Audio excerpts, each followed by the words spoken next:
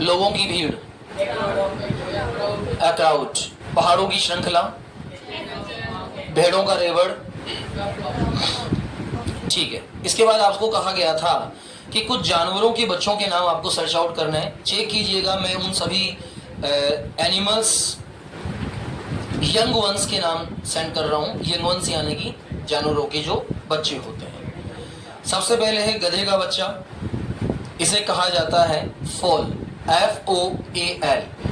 Fall का मतलब होता है गधे का बच्चा। गाय के बच्चे को कहा जाता है काफ, CALF, काफ। काफ यानी गाय का बछड़ा अथवा बच्चा। डॉग के बच्चे को कहा जाता है पपी, PUPPY,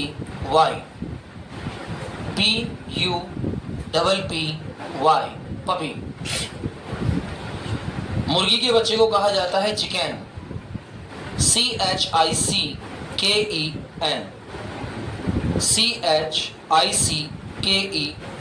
चिकन। भालू अथवा रीछ के बच्चे को कहा जाता है कब, CUB, कब। बिल्ली के बच्चे को कहा जाता है किटन, KITTEN।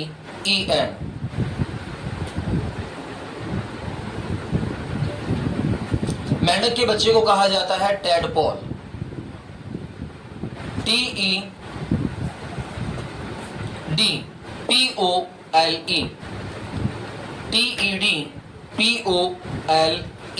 टैडपॉल। घोड़े के बच्चे को कहा जाता है कॉल्ट, COLT, कॉल्ट।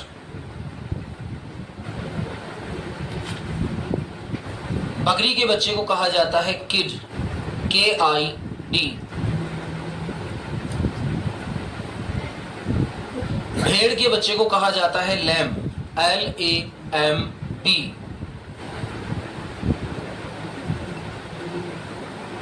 भेड़िए के बच्चे को कहा जाता है कब, CUB।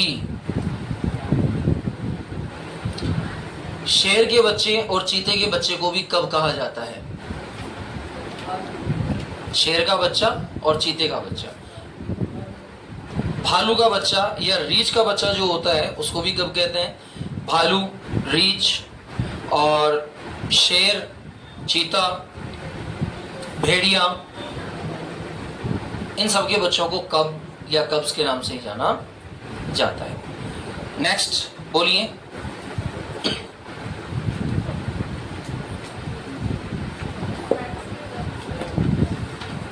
एकेडमिक कंपैरिजन है क्या ना। Next, forms of the verb clear है, कलेक्टिव फ्रेजेस क्लियर है। एकेडमिक कंपैरिजंस, हेडिंग डाल दीजिए academic comparisons.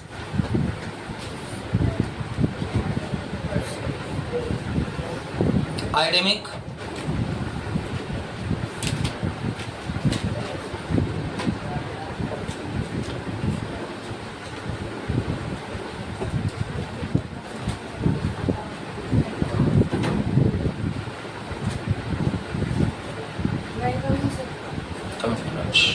God bless you. Have your seat. Have your seat, please.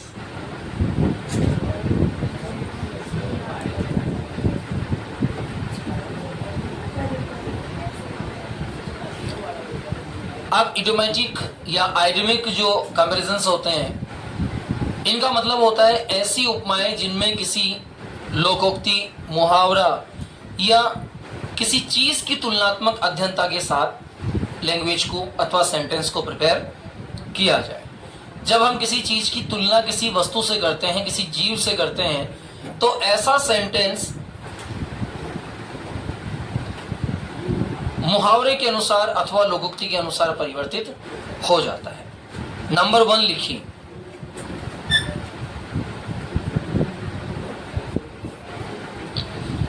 ऐसा काला जैसा कोयला, ऐसा काला जैसा कोयला।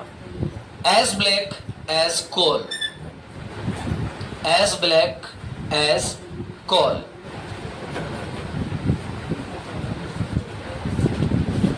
as black as coal.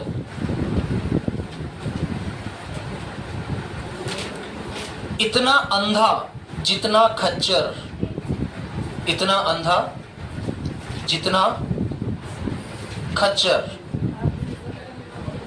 इतना अंधा जितना खच्चर. As blind as a mule, as blind as a mule, M-U-L-E, as blind as a mule, as blind as a mule, M-U-L-E, mule, खच्चर. इसकी आंखों के ऊपर पट्टी बांध दी जाती है, फिर भी चलता रहता है, इसे कोई फर्क नहीं पड़ता है.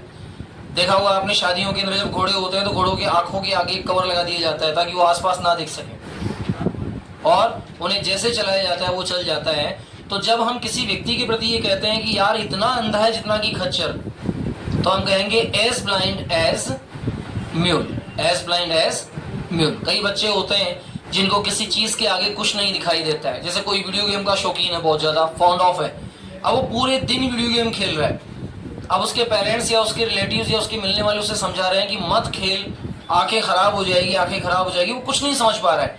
तो मैं कहूंगा the person is the as blind as mule. ये इतना अंधा हो चुका है जितना खच्चर, से कुछ भी समझ में नहीं आ रहा है.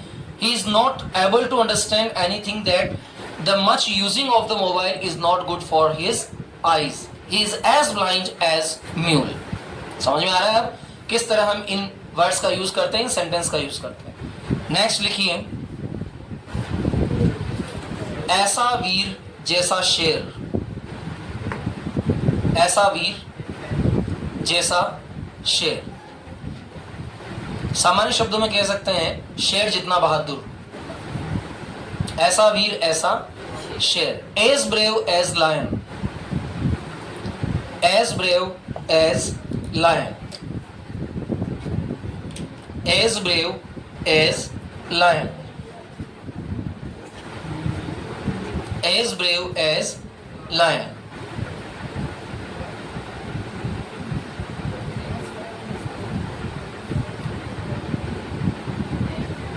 रमेश ने 10 डाकुओं को मार दिया अकेला.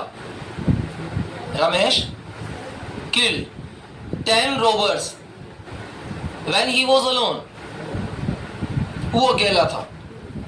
I can say that Ramesh is as brave as a lion. मैं कह सकता हूं कि रमेश उतना बहादुर है जितना बहादुर शेर हो सकता है. Yesterday my friend was alone at home. कल मेरा दोस्त अकेला घर में था. Suddenly the electricity has gone. अचानक लाइट जा चुकी थी.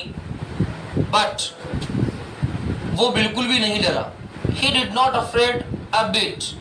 मैं कह सकता हूं मेरा दोस्त शेर जितना बहादुर है. I can say that my friend is as brave as a lion. As brave as a lion. यदि मैं बात करूं भारतीय आर्मी की, भारतीय सैनिकों की, तो हमारे भारतीय सैनिक शेर जितने बहादुर हैं. If I speak about the Indian Army is as brave as lion. समझ में आ रहा है किस तरह इन शब्दों का प्रयोग करते हैं. भारतीय सेना शेर जितनी बहादुर है. भारतीय सेना शेर जितनी बहादुर है. समझ में आ गया, क्लियर हो गया. तो इस प्रकार इन सेंटेंसेस का प्रयोग हम करते हैं जब वाक्य बोलते हैं, जब वाक्यों को बोला जाता है. कल हमारे मोहल्ले में एक झगड़ा चल रहा था. There was a fighting going on in our colony. एक अकेले लड़के ने मिलकर सभी बदमाशों को वहां से भगा दिया. तो मैंने कहा कि वह लड़का शेर जितना बहादुर है. तो what I speak, the boy is as brave as a lion. Next लिखिए, इतना चमकीला जितना दिन, as bright as a day. इतना चमकीला जितना दिन, इतना चमकीला जितना दिन, इतना चमकीला जितना दिन. As bright as day, A-S-S-B-R-I-G-H-T, bright as day. As bright as day.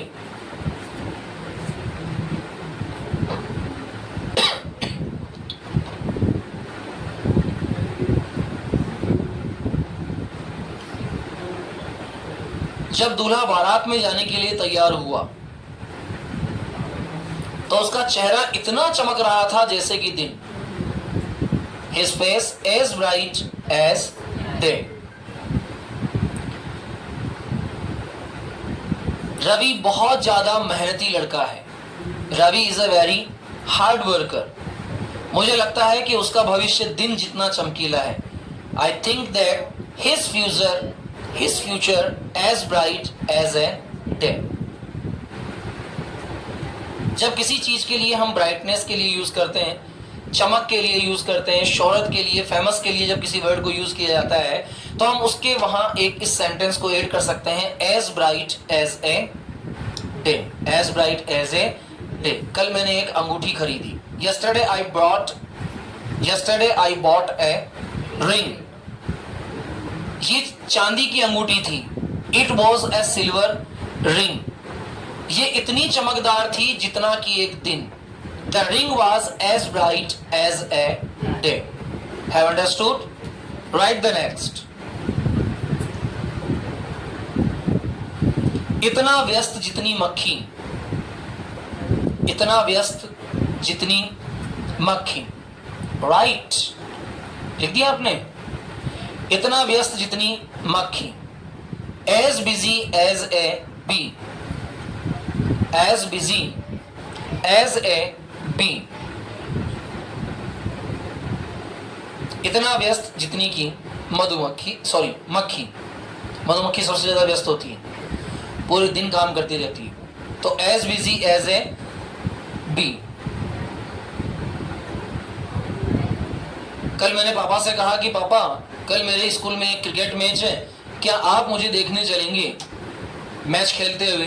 तो पापा ने कहा कि नहीं, मेरे पास बिल्कुल भी टाइम नहीं है. तो मुझे लगा my father is as busy as a bee. मेरे पिता उतने व्यस्त हैं जितनी की एक मक्खी व्यस्त होती है. गर्मी की छुट्टियों के अंदर सबके पास बहुत सारा टाइम था. In the summer vacation everyone have a lot of time. लेकिन मेरे पास बिल्कुल भी वक्त नहीं था, मैं बहुत ज्यादा व्यस्त था. I was as busy as a bee. कल जब मैं जिम में मोहन से मिला, yesterday when I meet to Mohan in a gym, उसके पास मेरे से बात करने का टाइम नहीं था. He had not any time to me, for me, to converse with me, to talk to me. तो मैंने कहा भाई मनोज तुम तो बिल्कुल बहुत ज्यादा व्यस्त हो गए हो. तो मैंने कहा Manoj you are as busy as a bee. You are as busy as a bee. किसी ने मुझसे पूछा कि तुम्हारी मम्मी तो दिन भर आराम करती होगी. Someone asked to me that your mother taking the rest whole day. मैंने कहा नहीं, तुम गलत हो. No, you are wrong. My mother is as busy as a bee. एक डॉक्टर से जब मरीज ने पूछा कि डॉक्टर साहब आपकी जिंदगी आराम से चलती है, 2-4 पता नहीं कुछ लिख देते हो और आराम से पूरे दिन फ्री बैठते हो, तो डॉक्टर ने कहा you can't understand about my life. My life is as busy as a bee. मेरा जीवन एक मक्खी की तरह इतनी ज्यादा मेहनत से भरा हुआ है कि मुझे पूरे दिन काम करना पड़ता है. When I asked to a labor that you are living a good life. मैंने एक मजदूर से कहा कि तुम्हारी जिंदगी अच्छी है, जब मर्जी आए तब सीमेंट ले जाओ, जब मर्जी आए तब बजरी ले जाओ, जब मर्जी आए तब पत्थर ले जाओ, बाकी दिन भर आराम से बैठ के बातें करो, बहुत अच्छी लाइफ है तुम्हारी. तो उन्होंने कहा please put yourself on my shoes. I am as busy as a bee. अब एक शब्द मैंने यहां बोला, put yourself in my shoes. अब put yourself in my shoes का मतलब होता है अपने आप को मेरी जगह रखकर देखो. ये भी एक एकेडमिक वर्ड है, put yourself in my शूजेज. क्योंकि हमें हर दूसरे व्यक्ति में अच्छाई नजर आती है. अभी एक कुछ दिनों पहले की बात है, मैंने अपने स्टेटस पे एक फोटो लगाई थी, एक वीडियो लगाई थी जिसमें मैं कहीं घूमने गया हुआ था. और जब मैं घूमने गया हुआ था तो मैं वहां बोटिंग कर रहा था. तो जब बोटिंग करने की वीडियो मैंने अपने स्टेटस पे अपलोड की तो कई सारे कमेंट्स उस पर आए और उनमें से ज्यादातर कमेंट ये थे, sir your life is very good. आपके मजे हैं सर. आपके मजे हैं। तो मैंने उसे लिखकर भेजा कि तुमने पूरे 24 घंटे में से वो 10 मिनट का समय देखा है जो मैंने एंजॉय किया, और उसी 10 मिनट के समय को मैंने सबसे अच्छा मानकर अपने स्टेटस पर अपडेट किया, और उसी टाइम के अकॉर्डिंग तुमने मेरे जीवन के बारे में अपनी परिभाषा बना ली। एक दिन के लिए, for one day put yourself in my shoes, एक दिन के लिए तुम मेरी जगह अपने आप को रखकर देखो। हम सभी जानते हैं मॉर्निंग 5 बजे से लेकर रात को 8 बजे तक 11 बैचेस इन द एकेडमी, इसके अलावा 6 classes in the school, 17 classes regular. आसान नहीं है इतना, और हर एक मेंबर की हर एक प्रॉब्लम को सुनना आसान नहीं है। Put yourself in my shoes, put yourself in my shoes. नहीं, जो हीरो बनते हैं ना उनके तो मजे हैं, बस मेकअप करो और एक्टिंग कर लो। एक एड देखा था मैंने, पक्षी राजा बनने के लिए अक्षय कुमार को 6 घंटे मेकअप करना पड़ता था, 6 hours time of the makeup. तो जब किसी ने कहा कि आपके तो बहुत मजे हैं यार, है इतना पैसा कमाते हो, नाम है, शोहरत है, इज्जत है, तो उन्होंने क्या जवाब दिया? Please put yourself in my shoes for 1 month. अभी T20 IPL जीता भारत ने, T20 IPL किसने जीता? भारत ने। और सरकार ने घोषणा की कि सभी खिलाड़ियों को कुल मिलाकर 125 करोड़ रुपए के इनाम दिए जाएंगे। अखबार में पढ़ा होगा आपने, BCCI ने घोषणा की थी 125 करोड़ रुपए दिए जाएंगे। When I share this news with my colleagues, जब मैंने अपने कलीग्स के साथ इस न्यूज को शेयर किया, When I share, उन्होंने कहा यार कितने मजे हैं यार, मतलब इनको एडवर्टाइजमेंट का पैसा अलग मिलता है, ये कहीं खड़े हो जाते हैं तो उसका पैसा अलग मिलता है, किसी को इनके साथ फोटो खिंचवानी हो तो इनको पैसा अलग मिलता है, खेलते हैं उसमें एक एक खिलाड़ी के पास 10 करोड़ से ज्यादा का अमाउंट इकट्ठा हो गया, कितना मजा है ना इनके। तो मैंने कहा please put yourself in them shoes. अब मैं नहीं कहूंगा, मैं क्या कहूंगा? देम। तो मैंने क्या कहा? Put yourself in them shoes. एक बार अपने आप को उनकी जगह रखकर देखो। पापा आपके तो कितने मजे हैं ना, सुबह ऑफिस जाते हो, आराम से लंच बन जाता है, ऑफिस गए, ऑफिस में जाके वहां आराम से एयर कंडीशनर में बैठे, कंप्यूटर पे टप टप टप टप किया और बस शाम को 5 बजे फ्री होके आ गए। आप टीवी देख सकते हैं, आपके पास अपनी गाड़ी है, आपका जहां मन करे आप वहां जा सकते हैं, और मैं बाहर निकलता हूं मुझे डांट देते हैं। तो पापा ने कहा put yourself in my शूजेस। यहां तक आने के लिए मैंने कितनी मेहनत की है, एक दिन के लिए कम से कम अपने आप को मेरी जगह रखकर देखो, तुम्हें पता लग जाएगा कि लाइफ किसकी आसान है। तो जब हमें किसी को यह दर्शाना हो कि तुम अपने आप को मेरी जगह रखकर देखो, तो मैं कहूंगा put yourself in my शूजेस। क्या कहूंगा मैं? लेकिन अगर मुझे ये दर्शाना है कि मैं इतना व्यस्त हूं, मैं बहुत ज्यादा व्यस्त हूं, तो मैं लिखूंगा, मैं कहूंगा as busy as a bee. तो मैं दोनों को कंबाइन कर सकता हूं, मैं दोनों का कॉम्बिनेशन बना सकता हूं। मैं कह सकता हूं कि I am as busy as a bee, but if you think that my work is easier than your work, put yourself in my shoes. बोल के दिखाइए एक बार। I am as busy as a bee, put yourself in my shoes. अब put your self देखो, हम क्या करते हैं कि जो आइडम्स होती है, आइडमिक वर्ड्स होते हैं, इनको हम क्या करते हैं, इनके अर्थ निकालते हैं। अब इसका मतलब ये नहीं है, नहीं नहीं नहीं सर तो गलत पढ़ा रहे हैं। पुट योर सेल्फ मतलब अपने आप को उठाओ, इन माई शूजेस, फिर उसे मेरे जूते में रखो। तो put yourself in my शूजेस। कर सकता है क्या? ऐसा पॉसिबिलिटी है कि मैं कैसे अपने आप को आपके जूते में रख सकता हूं? सर गलत बात, आप मुझसे ऐसे बात नहीं कर सकते। आप कैसे कह सकते हैं मुझे put yourself in my शूजेस? गलत है ना। जब हम अपना स्वार्थ पूरा कर रहे होते हैं तो हम हिंदी में कहते हैं ना, भाई ये तो अपना उल्लू सीधा कर रहा है। अब कोई उल्लू है जो उल्टा पड़ा है? कोई उल्लू है जो उल्टा पड़ा है? अब मैं उसे जाऊंगा और उसे सीधा सीधा करूंगा। भाषा ना तो बनाई जा सकती है, ना इसे परिवर्तित किया जा सकता है। हम भाषा को वैसे ही बोल सकते हैं जैसे उसे बनाई गई हो। मेरे पास बहुत सारा पैसा आ रहा है, एकेडमी का भी आ रहा है, इंस्टीट्यूशन का भी आ रहा है, ट्यूशन का भी आ रहा है, स्कूल का भी आ रहा है, उसके अलावा मैं एक्स्ट्रा वर्क करता हूँ उसका भी आ रहा है, सर की तो 5 उंगलियां घी में है। अब ये एकेडमिक वर्ड है, 5 उंगलियां घी में है, कहाँ है दिखाओ, कहीं नहीं। नहीं सर ये तो गलत बोल रहे हो आप। अब ऐसा नहीं होता है।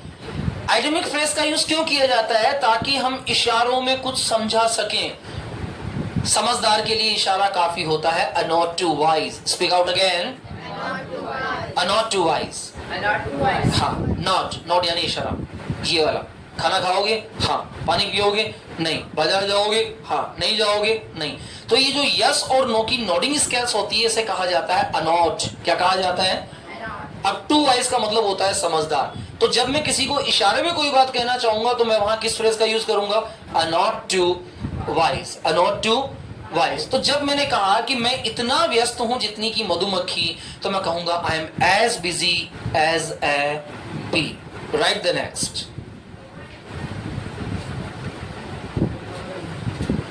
इतना ठंडा जितनी बर्फ, इतना ठंडा जितनी बर्फ इज कॉल्ड एज आइस। इतना ठंडा जितनी बर्फ, इतना ठंडा जितनी बर्फ इज कॉल्ड एज आइस।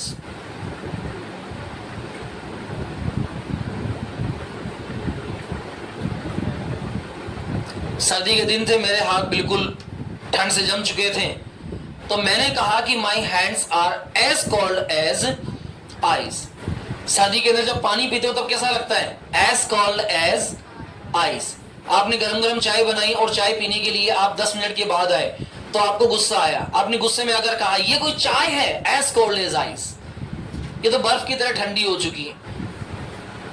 आपको गरम गरम खाना खाने का शौक है, मामा ने आपको खाना सर्व कर दिया, आप टीवी देखने में व्यस्त, 10 मिनट के बाद आप सर्दी के मौसम में खाना खाएंगे तो आप क्या कहेंगे? As cold as ice. लेकिन इस एडेमिक फ्रेज का प्रयोग हम किसी के स्वभाव के लिए भी कर सकते हैं।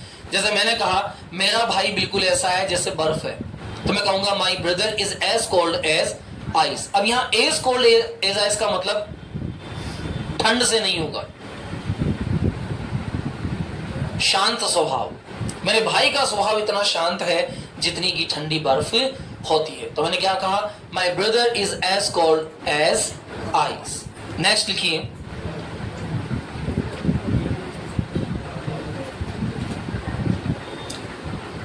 इतना रूखा जितनी रेत, एज ड्राई एज डस्ट। इतना रूखा जितनी रेत, इतना रूखा जितनी रेत, as dry as dust. As dry as dust. कल मैं तुम्हारे दोस्त से मिला, yesterday I meet to your friend. उसका व्यवहार बहुत बेकार था। His behaviour is as dry as dust. रूखा व्यवहार था। व्यवहार कैसा था? रूखा व्यवहार था। कल मैं जिम ने गया, वहां चूरमा बाटी बनाया गया था। अरे चूरमे के अंदर घी नहीं था, एज ड्राई एज डस्ट। कितना बिल्कुल रूखा सा चूरमा था वो। तो मैंने कहा एज ड्राई एज डस्ट। मैंने कहा तुम्हारे बाल देखो, तुम तेल नहीं लगाते हो क्या सिर में? Your hair look like as dry as dust. तुम्हारे बाल कैसे लग रहे हैं? जैसे रेत की तरह बिल्कुल सूखे हुए हो। मैंने कहा कपड़े सूख गए क्या? तो उसने कहा the clothes are as dry as dust.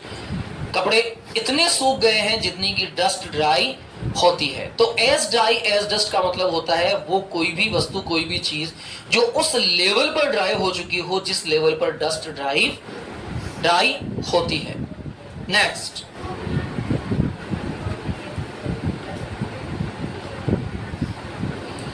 ऐसा चुप जैसा मूर्ति, ऐसा चुप जैसी मूर्ति। एज डम एज ए स्टैचू। एज डम D-U-M-B, dumb. As dumb as a statue. S-T-A-T-U-E. S-T-A-T-U-E. ऐसा चुप जैसे, अब स्टेचू को कहा जाता है बुत।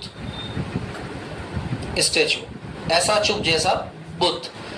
तो ये हो जाएगा एज डम एज ए स्टैचू। पापा ने मुझसे कई सवाल पूछे लेकिन मैंने किसी भी सवाल का जवाब नहीं दिया। आई वॉज एज डम एज ए स्टैचू। जब इंटरव्यू के दौरान जब मैंने तुम्हारे दोस्त से सवाल पूछे, when I asked many questions at the time of the interview, तुम्हारा फ्रेंड बिल्कुल चुप था। Your friend is as dumb as a statue. Your friend is as dumb as a statue. हमारी क्लास के अंदर कई बच्चे तो ऐसे हैं जैसे as dumb as a statue। देखो कितना सटीक आंसर है। कई बच्चे ऐसे हैं जो बिल्कुल चुप रहते हैं, बस बैठते हैं, सुनने आते हैं, भाई हाँ सुन लिया, प्रत्युत्तर नहीं देते। तो जो प्रत्युत्तर नहीं देगा उसके लिए मैं क्या कहूंगा, एज डम एज ए स्टैचू। नेक्स्ट लिखिए,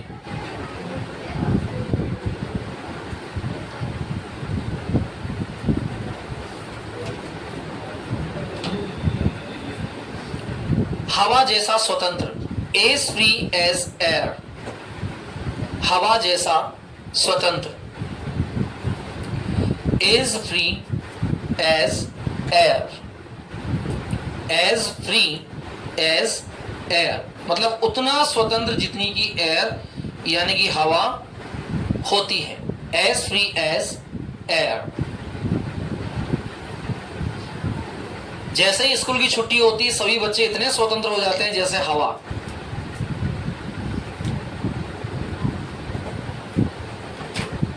After the bell rung, all the students are as free as air. गुलाब जैसा ताजा, नेक्स्ट वर्ड, गुलाब जैसा ताजा। As fresh as a rose. As fresh as a rose. As fresh as a rose. जो ताजा होता है उसे गुलाब जैसी संज्ञा दी गई। कोई भी चीज एक जैसी कभी नहीं रहती है, लेकिन जब गुलाब खिलता है तो उसके अंदर फ्रेशनेस दिखाई देती है। तो गुलाब जितना ताजा, क्योंकि ताजा गुलाब 3 कैटेगरी से होता है। एक तो बिल्कुल फ्रेश उसकी पत्तियां होती हैं, सेकंड थिंग उसकी पत्तियों में कड़कपन होता है, और तीसरा उसकी स्मेल वेरी गुड होती है। तो जब आप गुलाब की स्मेल एक्सेप्ट करते हैं, लेते हैं, इनहेल करते हैं, तो आपको फ्रेशनेस महसूस होती है। सभी प्रकार के फूलों से फ्रेशनेस महसूस होती है, लेकिन गुलाब को शायद ज्यादा उपमा दी जाती है, इसलिए ऐसा बनाया गया। इतना सीधा जितना मेमना, as gentle as a lamb. इतना सीधा जितना मेमना। मेमना कौन होता है? हाँ, एज जेंटल एज लैम्ब। भेड़ का बच्चा बहुत सीधा होता है, उसे कुछ समझ नहीं आता। अच्छा, भेड़ को भी समझ में नहीं आता कुछ। एक भेड़ जहां जाती है उसके पीछे सारी भेड़ चलना शुरू कर देती है। अब कोई नहीं समझ पाया कि ऐसा क्यों होता है। मैंने देखा था एक वीडियो, उसके अंदर एक भेड़ कुएं में गिर रही थी।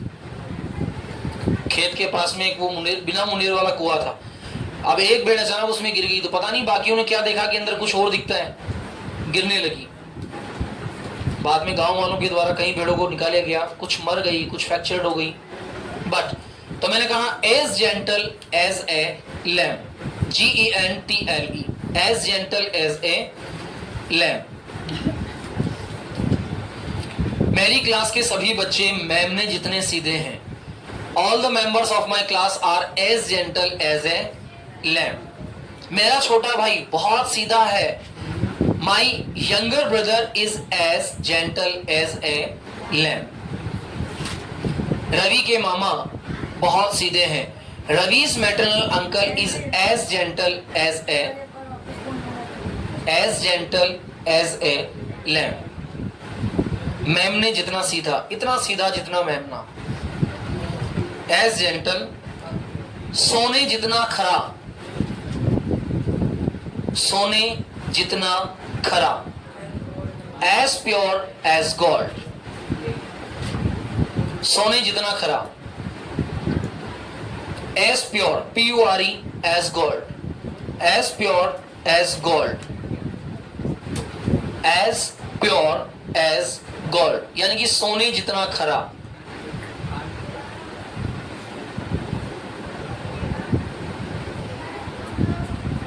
पिता और पुत्र की दोस्ती सोने जितनी खरी है। The friendship of father and son is as pure as gold. तुम्हारा मन सोने जितना खरा है। Your nature, your behaviour is as pure as gold. तुम्हारी मेहनत सोने जितनी खरी है। Your hard working is as pure as gold. मेरा दोस्त इतना ईमानदार है जो सोने जैसा खरा है। My friend's honesty is as pure as gold. Next लिखिए,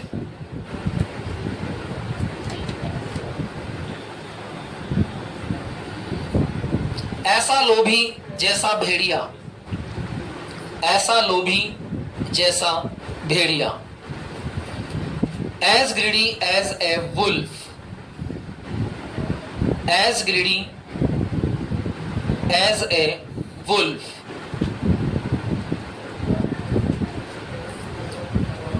as greedy as a wolf, ऐसा लोभी जैसा भेड़िया। नेक्स्ट लिखिए, खून जितना लाल, as red as blood, as red as blood। शहद जैसा मीठा, as sweet as honey, as sweet as honey। बंदर जैसा चालाक, बंदर जैसा चालाक। as tricky as a monkey, as tricky as a monkey। as tricky, tricky, as tricky as monkey।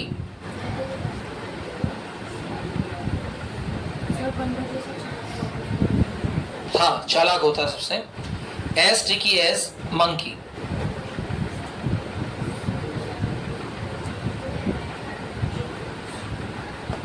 that is the clear, these are the academic phrases word। इसके बाद second part के अंदर हम 30 फ्रेजेस और लिखेंगे जो नेक्स्ट उसके साथ होगी। नंबर 4 पॉइंट डाल दीजिए इसका,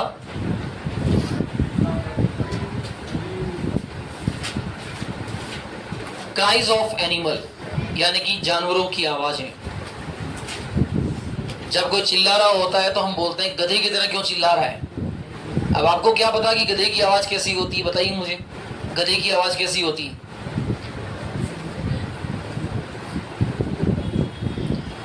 कैसी होती है गधे की आवाज? अब ढेंचू ढेंचू को इंग्लिश में क्या कहा जाता है? देखो, हो गया ना कंफ्यूज। बंदर की आवाज कैसी होती है, बिल्ली की कैसी होती है, गाय की कैसी होती है, बैल की कैसी होती है, सांड की कैसी होती है, गधे की कैसी होती है, घोड़े की कैसी होती है, मक्खी की कैसी होती है। तो ऐसे शब्द जिनसे हम जानवरों की आवाजों को पहचानते हैं, हो सकता है कि इनके रियल नेम ना हो, लेकिन इनको इन्हीं नामों से जाना जाता है।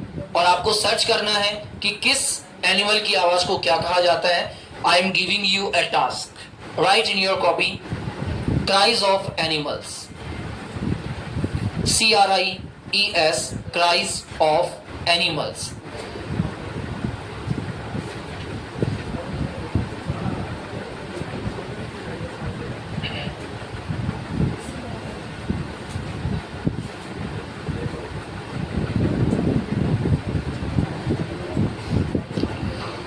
हिंदी भाषा में क्या होता है बेटा, अलग अलग डिफरेंटिव शब्द होते हैं।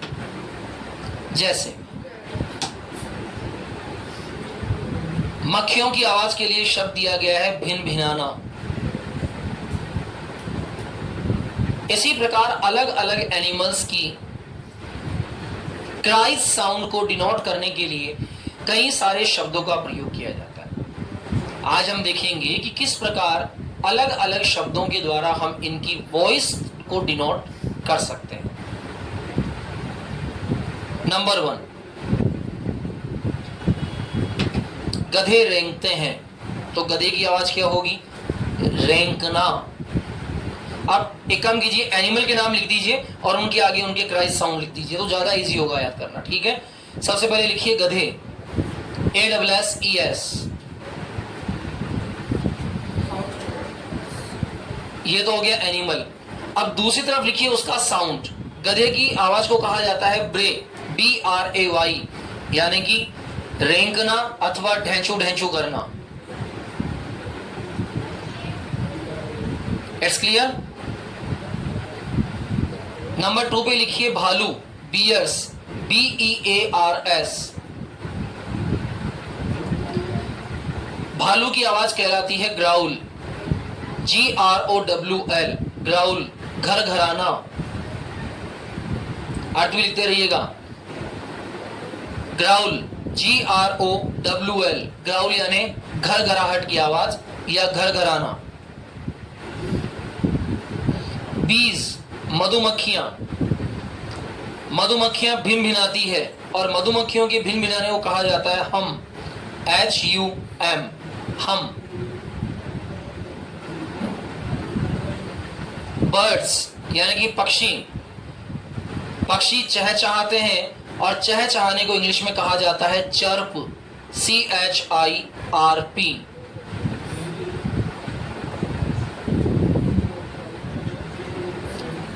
Chirp, CHIRP।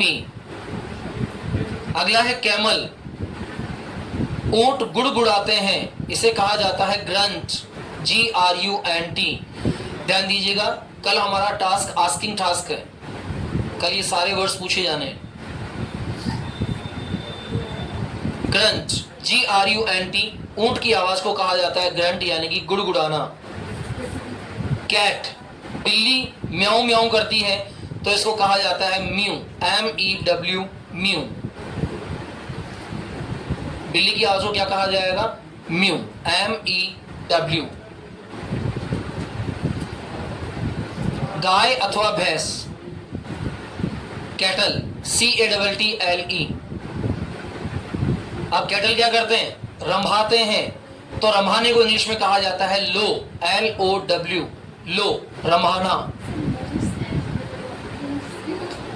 मूस, बिना मुंह को खोले जब गाय या भैंस आवाज निकालती है वो म्यूस हो जाता है।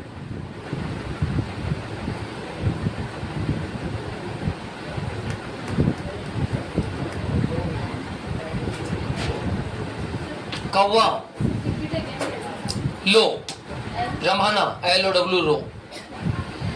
कौवा, कौवा क्या करता है? काव काव की आवाज करता है ना, CAW,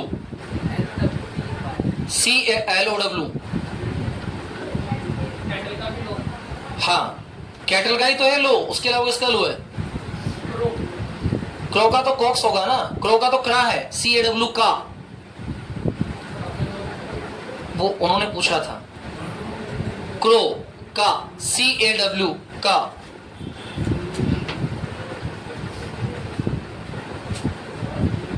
मुर्गा, COCKX,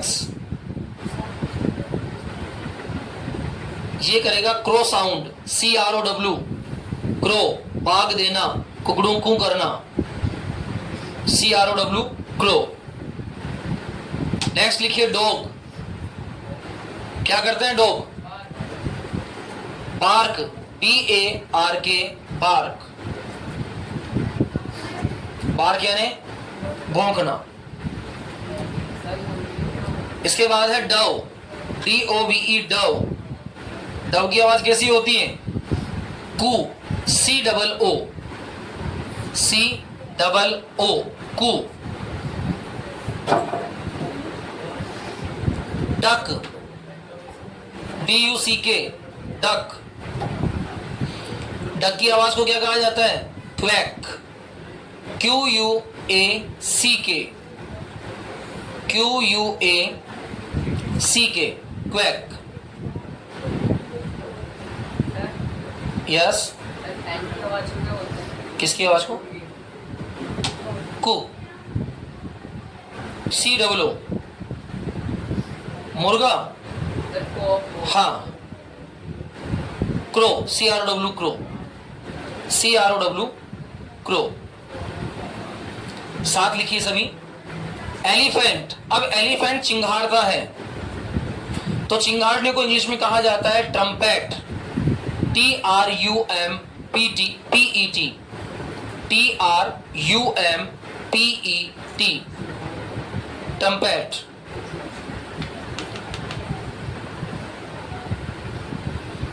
मधुमक्खियां भिन भिनाती है, सॉरी मक्खियां, एक तो होती है मधुमक्खी, मधुमक्खी की आवाज होती है हम, और जो मक्खियां होती है वो भिन भिनाती है यानी कि बज, BUZZ, मक्खियां। अब मक्खियों को इंग्लिश में क्या कहा जाता है?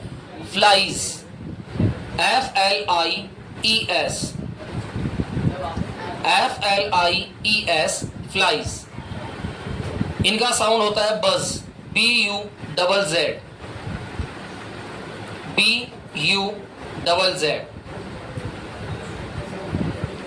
नेक्स्ट लिखिए फ्रॉग, मेंढक, FROGS, फ्रॉग्स। कैसी आवाज करते हैं मेंढक? मेंढक टर्राते हैं, तो टर्राने के साउंड को कहा जाता है क्रॉक, CROAK। The frogs are croaking, मेंढक टर्रा रहे हैं। हंस, हंस कुड़कुड़ाते हैं, हंस को इंग्लिश में कहा जाता है गीज, GEESE, गीज।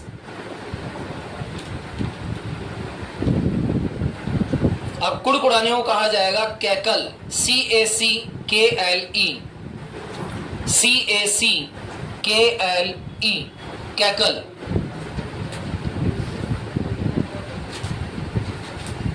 बाज चीखते हैं, बाज को इंग्लिश में कहा जाएगा वैक्स, HAWKS, हॉक्स, HAWKS, हॉक्स। चिल्लाने को कहा जाता है scream, SCREAM, SCREAM, scream.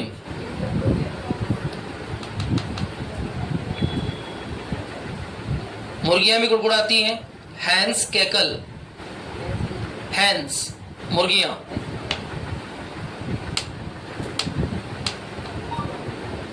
Cackle.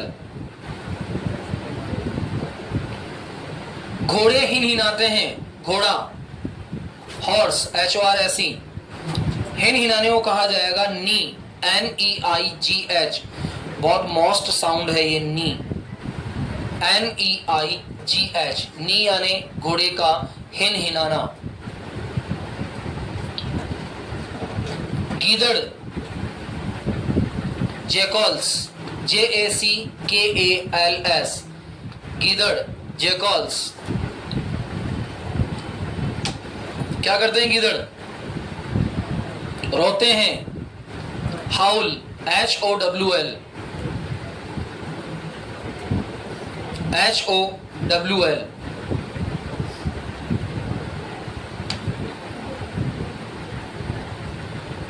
मेमने बां बां करते हैं, मेमना, लैम्स, LAMBS, लैम्स।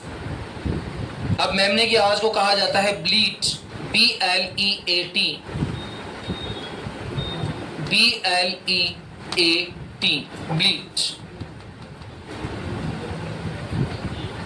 शेर क्या करता है? मैमे तो दहाड़ता है, तो लोयन को, दहाड़ को कहा जाता है roar, Lions, LIONS, Lions, roar, ROAR। अब चूहा कैसा करता है? चीची चूचू। लिखिए चूहा, माउस। अब चूचू की आवाज को कहा जाता है स्क्विक, SQUEAK, SQUEAK, स्क्विक। बंदर घुर्राते हैं, तो ये घुर्राना कहलाता है चैटर, बंदरों की आवाज चैटर कहलाती है। Monkeys, MONKEYS, monkeys, chatter, CHATTER,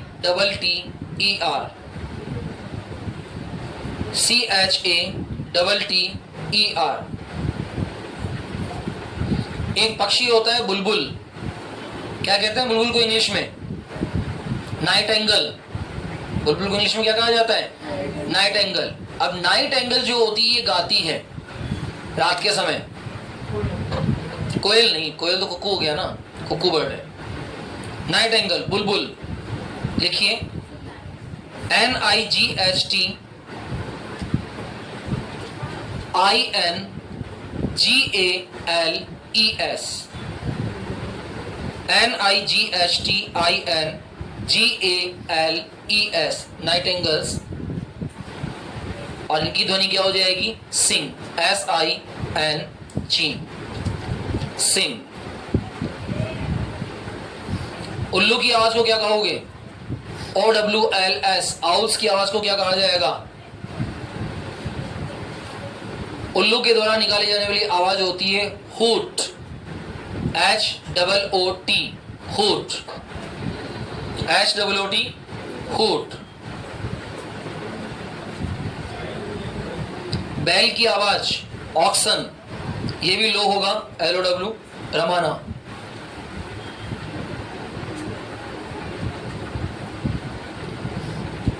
तोते बोलते हैं, टॉक, तोते की आवाज को कहा जाता है talk. Parrot, PARROTS, parrots. Talk, TALK, talk. कबूतर की आवाज को क्या कहा जाएगा? वही कू कहा जाएगा, CW। पिजन्स, PIGEONS, पिजन्स, कू, CW। सुअर की आवाज को क्या कहा जाएगा? सुअर की आवाज को कहा जाएगा ग्रंट, गुर्राना, गुरगुराना। Pigs, grunt, GRUNT, grunt. Puppy यानी कि पिल्ले की आवाज को क्या कहा जाएगा? वो भौंकते नहीं है, येल्प, YELP, येल्प, पिल्ले की आवाज। सांप की आवाज, सांप की ध्वनि क्या कहलाती है? हिस, HISS, फुफकारना, HISS, स्नैक, HISS। चिड़िया की आवाज लिखी ली, एक दो बचे, कंप्लीट करो फिर कल नया स्टार्ट करेंगे, कल सुनना भी है। बतख यानी कि स्वान्स, SWANS, हंस भी होता है ये स्वान। क्राई, गूंजती है ये, CRY, क्राई।